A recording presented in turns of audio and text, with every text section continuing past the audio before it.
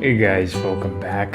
Welcome to another video. I'm EDC Gunner, and join me for a warm cup of coffee while we talk watches. It's time to talk watches. It's September 17, 2018, and I want to today talk to you about my watch collection.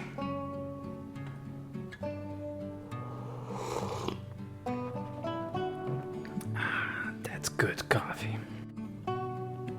So the first watch in my collection is my beloved Tudor Pegasus, and all watches in my collections are beloved because I just love them so dearly, and I worked hard to get them, and I really enjoyed them. And these are the pieces in my collection. I can show you much more watches, but I'm gonna leave that for another video. Today I just want to talk about core of my collection, and I just want to ask you for advice. So the first one is Tudor Pegasus, ceramic bezel, matte ceramic bezel, sapphire crystal, just beautiful two-liner Tudor ETA titanium version. When I first got this one, I thought I'm gonna have so much issues with titanium watches because all my previous experience with titanium watches, I didn't really like them. But this is the first titanium watch that came out of the Rolex factory, and they didn't disappoint. That's it, I have to say. I love this watch. You can see it on a wrist. I just kind of want to show you a bit on a wrist because at the end of the day you wear watches, and I want to make something a bit different with you. So yeah, I have this one. Later on I will show you them all together, but this is my diver in collection, my favorite watch, my summer watch. I wore this to the seaside.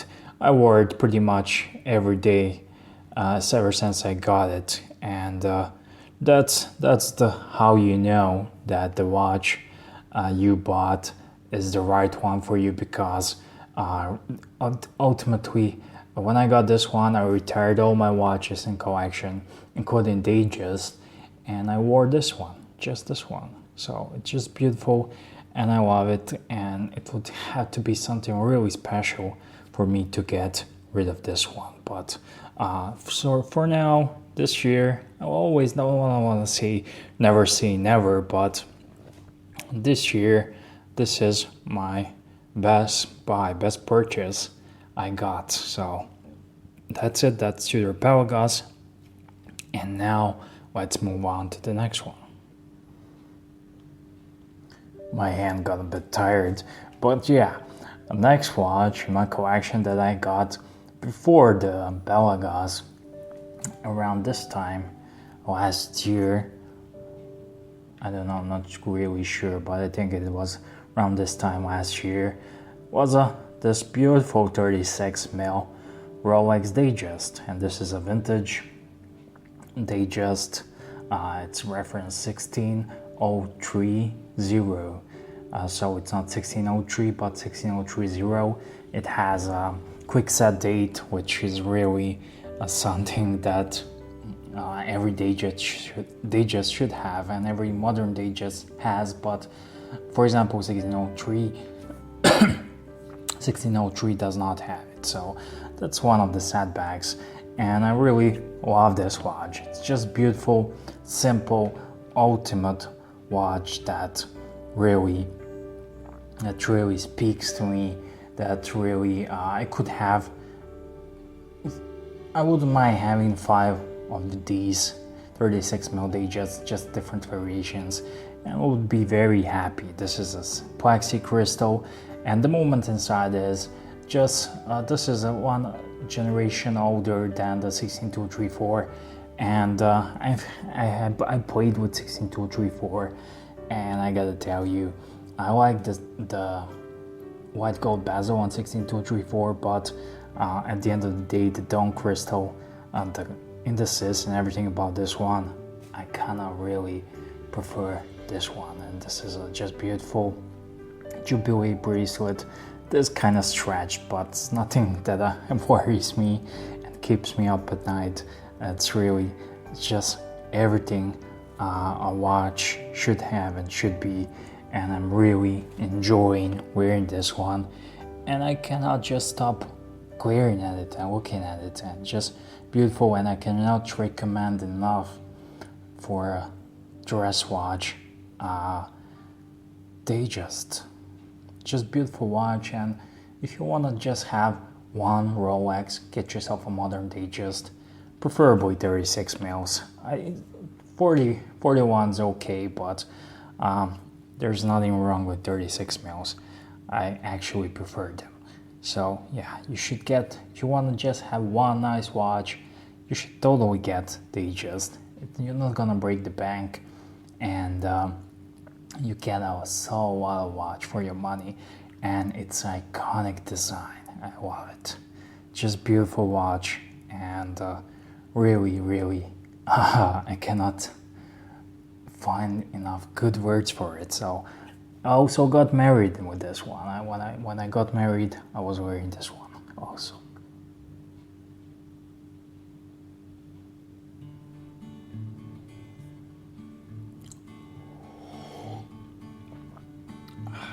That was good coffee. I'm almost out of it. And what you see here on my wrist, and this is you can see beautiful AR coating on this Breitling. It's a black dial. It's actual black dial, but it's really hard to tell that's a black because of this beautiful AR coating that Breitling does so well. And this is a Breitling Crosswind. It has quite a story to tell. It was pretty emotional purchase when I got this one. As my viewers know, this was the watch that I rebought. I had it, I sold it in order to get a Datejust, and later on I rebought it. I was really trying hard to rebuy it, and this is one of those Breitlings that manages to stay understated. It manages to stay understated. It manages to stay classy, especially on this leather band. It stays classy, but it's so pretty. This watch is really something that speaks to me, and it's changed the complete idea of Breitling to me. And I can talk to you all day about this watch, but this watch, I got it, first time I got it was my first luxury watch. It was my first Breitling, and when I saw it, it's just, they don't make them like this anymore. Nowadays, these Breitlings, this is a Crosswind in the Chronomat family, and nowadays when you see a Chronomat, it's kind of ugly, at least to me, because when I look at this one, the bezel is thin enough, the dial is beautiful, and it's so understated. It's such a beauty to behold, and I would always take this older Crosswind than a modern Chronomat, just because of the looks, nothing else. And this was, like I said, it was my first Breitling, my first luxury watch, my first really expensive watch. The first watch I had to drop a significant chunk of change, and I wasn't sorry.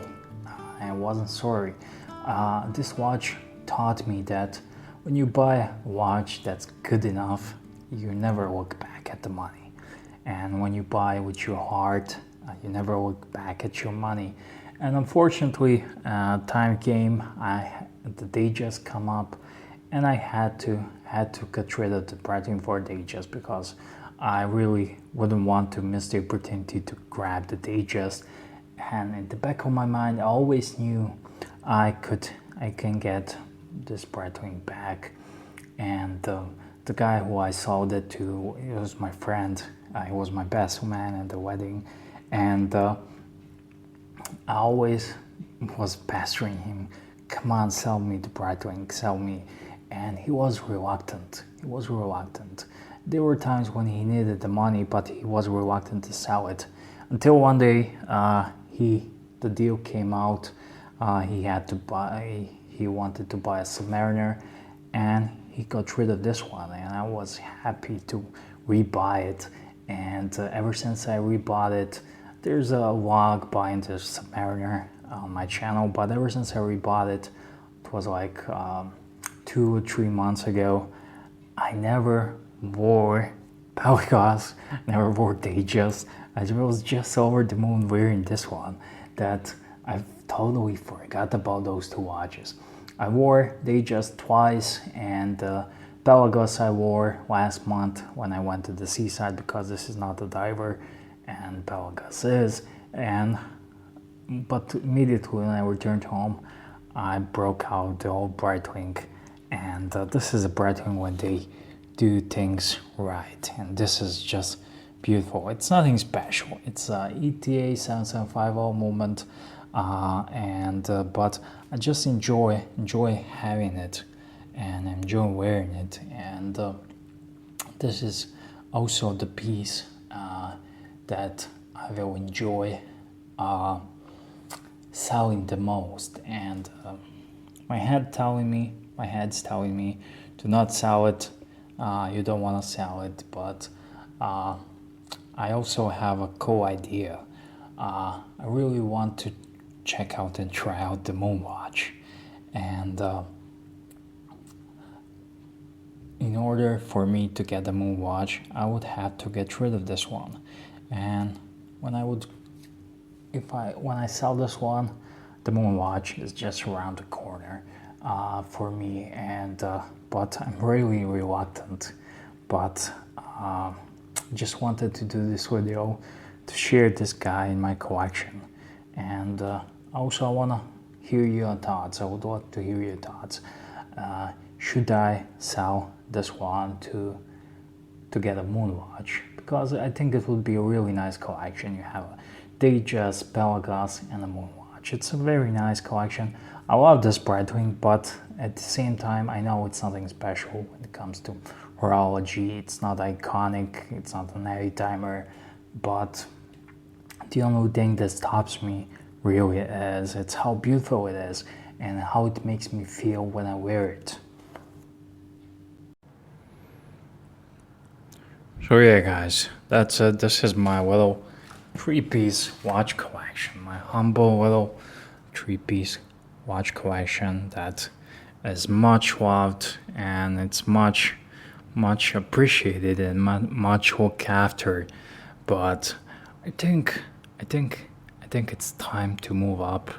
And I've been having some big dreams. I don't want a Moon watch. I wanted to add another Rolex. I wanted to add another sports Rolex, possibly Submariner, Explorer, whatever comes up, because I don't have the ability to go to the AD and just say, give me your best sports Rolex. But I've been having some crazy thoughts, and in that case, but at first I need to make something else, other things to click. I have an extra car that I don't really use as much since I moved to the city center, and if I sell the car, that and with the Breitling, I could be looking at the Submariner or Explorer 2 or some other sports Rolex, but nothing else. That's for sure. I think around my birthday in November, I should be looking at rewarding myself and letting go this beautiful little fella. And you can see this here at the weird angle. It's kind of black dial, you can see, but most of the time when you take it outside, the AR coating kicks in, and it's just beautiful. I just love this AR coating. And yeah, but I think it's time to let one of these two guys go. And the logical answer, I don't wanna touch the Datejust except for wear it. Datejust is pretty much in this collection untouchable because I love it so much. I like the Tudor. Tudor is also, I have a soft spot for it. When I first saw it, I immediately knew I want to have it. I want to get it, and Breitling, as much as I love it and as much as it hurts me, I think it could be a move in a right direction, in a positive direction, because I here always try to move things forward. I try to advance and to upgrade and to become better and to become a better version of myself, to have a better collection and all that good stuff. And I think sometimes you need to sacrifice the things you do and the things you love in order to get it. And even though if I get a Moonwatch technically without selling the Breitling, I think that sooner or later, when something else comes up, the Breitling would be the first one to go in order to fund the purchase. And I think the Moonwatch, Omega Speedmaster Moonwatch, is a solid choice. And I've been playing around lately with some Moonwatches, browsing photos, and I think I'm falling in love with that. And I think it's a logical choice. And sometimes in life you have to ignore the feelings. No matter how much I like this watch, I just want the experience of having and wearing the Moonwatch every single day on my wrist. Maybe I'm not gonna like it that much. First time when I held the Moonwatch in my hands, I didn't really like it, but on the second and third time and more I play with it, I liked it. But one thing is to have it, to play with it, and the other thing is to wear it for a month. And then after a month of wear, you really know if it's a keeper or it's just a temporary solution. It's a quick fix until you find something else. So yeah, this is the core of my collection. I have a diver, I have a dressy watch, and I have a chronograph, sporty watch and whatnot. All of these three watches are a bit sporty in the history except for the Datejust, but in theory it is also a sporty watch. But I wanted to share my thoughts with you guys and my dilemmas and what's been haunting me this time. Beginning of the year, I wanted another watch to add to my collection, and I added a Tudor. Later on, I added Breitling, and I think this year would be a good year if I could add another watch and round up the collection to be a rock solid collection. And even though I do love it, enjoy it right now, I think I can do better, and all of you can do better all the time. And hopefully at the end of this year, or somewhere around the New Year or Christmas time, or at the beginning of the next year, I will be doing a collection update with another watch. And this year I got this one and this one. It's a great year. It was a good year, but I can upgrade this one and to have a nice little black and white collection going on. I can almost imagine having a Moonwatch here, sitting here, and later on playing with all the different bracelets and strap options with it. So I don't know what else to say. I could ramble like this forever, on and on and on, but I would love to hear your thoughts. What do you think about? I think most of you will say that, yeah, man, sell the Breitling, get a Moonwatch, because you don't have that emotional attachment and feeling of joy when you wear it on your wrist. But maybe that's why I'm wearing it so much these days, because it really, I have a feeling it will go. So whatever happens, I will be here to update you, and do tell me what do you think about it, guys, and do share in your comment section your collections. And thank you for watching. If you're still watching, I want to tell you I really appreciate it. Thank you, guys. It means the world to me. I do enjoy making videos, and you are truly a champ. And every one of your like and share and subscribe and comment means the world to me. And do enjoy making videos and talking to you guys, and met so many great guys here on YouTube thanks to me making this video, so I really enjoy it. So thank you for watching, guys.